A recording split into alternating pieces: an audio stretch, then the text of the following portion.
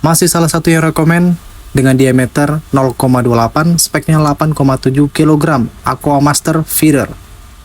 Untuk warna sendiri, warna sangatlah pas banget, warna hijau muda. Bahan tali nilon. Misalkan ini bertanya masih keriting apa enggak, namanya tali nilon sebetulnya masih tetap keriting ya. Cuman untuk satu ini enggak seberapa keriting daripada jenis lainnya ya. Biasa digunakan untuk kolam ikan mas ataupun galatama ya. Untuk yang diameter 0,28, spek 8,7 kg dari feeder, sangatlah mantap.